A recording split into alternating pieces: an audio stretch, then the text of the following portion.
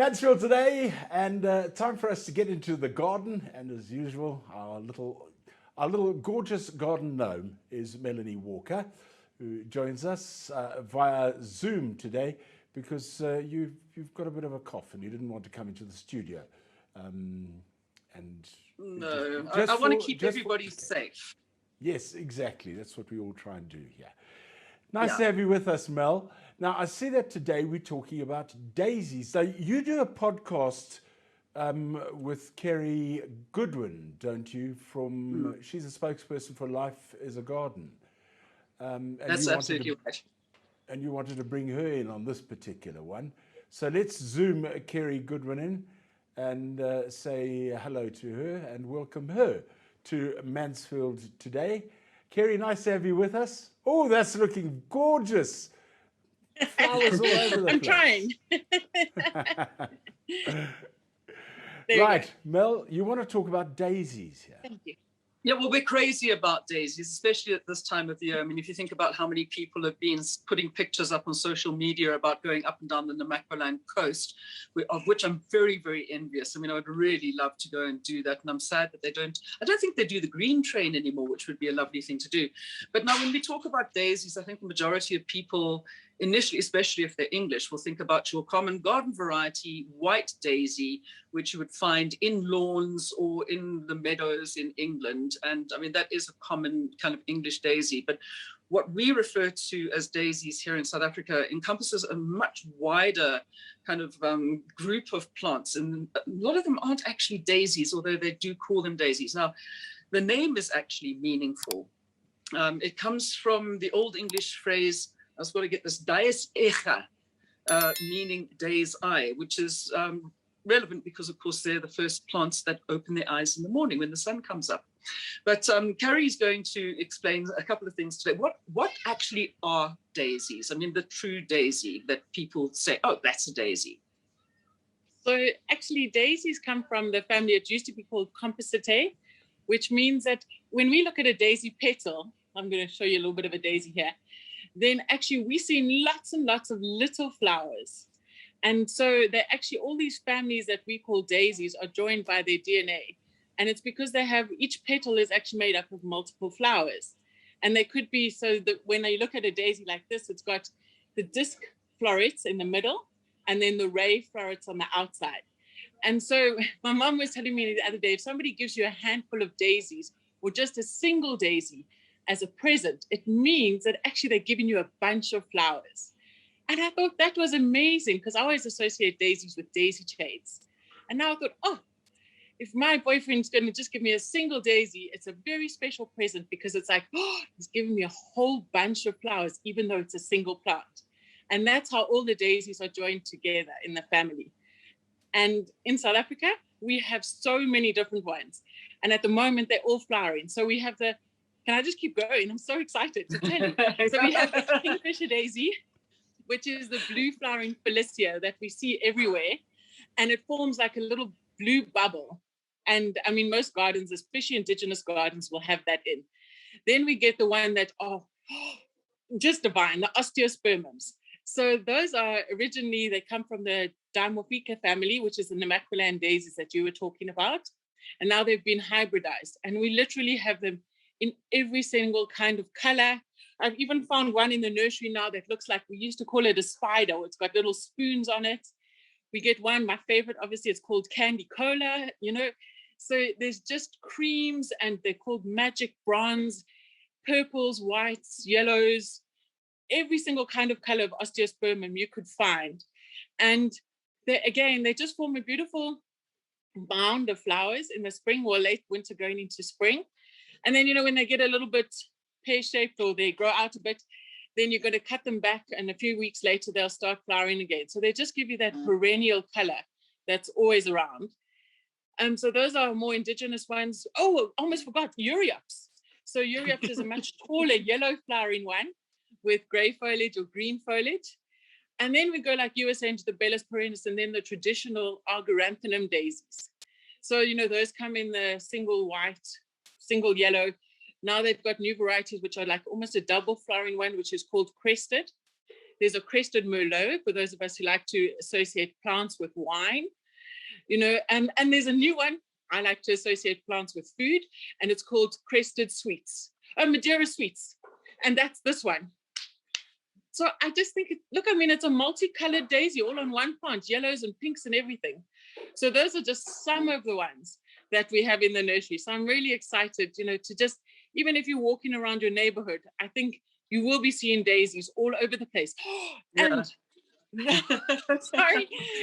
So Carrie gets very excited. The one that you will be seeing on people's pavements, and I've seen coming up now already, is the traditional Dimorphica, which people would have planted as seeds probably in anytime from April through to May and June. And then those are forming that beautiful flush of oranges and yellows on the pavements now. And what I love about them is, you plant the seeds, they form a beautiful flush now, make your pavements look bright and cheerful, and then they'll die down. Next year, they'll come back again. So all our daisies are perennials. So they'll just keep going on and on and on. And they need very little TLC. I think if anything, we would kill them with too much water. No, it's actually quite scary when you think that there's actually 23,000 accepted forms of daisies in the world across 1,620 genera. So how many do we actually keep in, say, garden centers in South Africa? Because, that gives you a lot of choice. How do you decide what you want to actually use and which ones will be right for your region? That's another thing. Yeah, I was going to say, I think that's what you would look at. In your garden centers, you're going to go and find the ones that the garden centers know will grow in the areas. So I saw, one of the ones that we often get the question for is Echinacea and Gaillardia. So those are both beautiful, much bigger flowering daisies. But they, I want to say, I don't think they particularly have very, very, very hot summers. So they do okay, but they're not in the garden centers all the time. I know when I went to Canada and then I saw the Gaillardia and the Echinacea, I came home and I said to my brother, this is what we're going to be growing. Everybody has them in pots all over in Canada, and they look beautiful, and you can mix them with your grasses and that type of thing. And they do look very nice. And they have such wonderful healing properties, but they don't do, in South Africa, they don't jump out and say, please look at me like a Barberton daisy does or an osteospermum does. So I think you also have to look at, as you said, where we are and which ones grow the best for our regions. And are they quite easy to grow? We see daisies just coming up all over the place. Do they need anything like any special attention or anything like that? They just need sun. So I think a lot of people might think that maybe they could put them in a little bit of, semi-shade environment, but actually they need at least 5 hours of full sun to allow them to perform. So, don't put them under trees or anything like that. Just give them, they're like hot and dry. They are doing so well up the West Coast, at the Cape, the Maquiland, they obviously after their names. So even with the watering, they don't need a lot of water. They just need beautiful hot sun and, good composting soil when you plant them so that their roots are be able to pick up the nutrition from the soil. And they can go in anything. They can go in pots, as I say, lots of pavements, in gardens, they can cross-pollinate. I want to call it a smarty box. I like a smarty box of different textures in your garden. So you'll have your grasses and then your flowers, and then at the back you might have something else, beautiful Fralinia hedge or something. But it's also because of their color, they attract a lot of butterflies and bees. So they're great pollinators to have. And the one thing that I was reading, which was fantastic, is the calendula, which is this lovely orange one or yellow one that we've got here. So these are now what we are spring flowering ones, and they come as a seedling. And they can be used as companion plants. So going into summer now, we would plant our marigolds, which are also part of the daisy family. And they form great companion plants because, they allow they attract the bugs. And then they keep the bugs away from your lettuces and your broccolis and your cabbages and all those things. Sorry. Okay, so I'm sure that Jeremy is a complete daisy fan. Jeremy, do you have any questions about daisies? Do you have them in your garden? Do you like them even? You know what? I love daisies. When you started this conversation, you were describing the meadows and the daisies amongst grass. And I just love seeing that. because it looks like they've just been scattered amongst the grass, and that's what I really love. My mom always used to have Barberton daisies in her garden. That's the Gerbera, yeah? Yeah, well, I wouldn't have a clue. We call them Barberton daisies. That's it. But I must tell you something, Mel. I think you've actually found your match in this particular lady, because my goodness, she can talk the hind leg of a donkey just like you, my girl.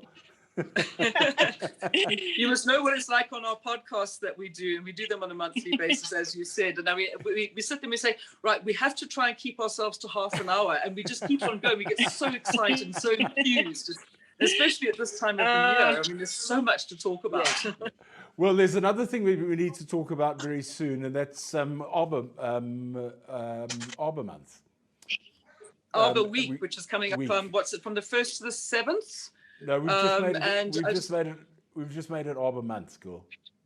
Yeah. Oh, have we? Okay. Yes. Well, we should be planting trees. I want people to think about planting trees. I mean, this is a very important thing. Is that and I've actually gone and looked to see which of the trees are the ones that are for 2021, and it's one of the what was the acacias, because of course as I think I've said it before, the Australians went and stole the name acacia, so we're not allowed to use it for any of our trees unless it's actually an acacia that comes from like Australia. So we now have Vachelia and Senegalia. So it's the Vachelia Karoo, okay, which is a sweet thorn. So it is one of what we would think of as an acacia, is the common tree. And then I don't know how they have this as the kind of uncommon tree is actually the good old speckworm, which is the Portulacaria afra. You know, the specky, which you can eat, and I know that we're going to be talking in the not too distant future about how you can actually use speckworm for food. I mean, it's the most amazing plant, but I would never have thought of it as being a tree, really. But that seems to be the unusual tree of the year for South Africa, very unusual. And I'm sure that Carrie will also tell people, please just buy trees, stop cutting them down. Okay, we've talked about shothole borer, and we really, really do need to start planting more trees, especially up in Johannesburg. Mel, thank you very much for your time. Carrie, thank you very much for your time. And that wraps it up for the gardening section of Mansfield Today on this Sunday. We hope you enjoyed it, and I hope you'll join us again next week for, I don't know if we're going to get two women like that again. Wow, it can get hectic, but it's all for fun. That's what the show is all about. Thank you for joining us, and goodbye.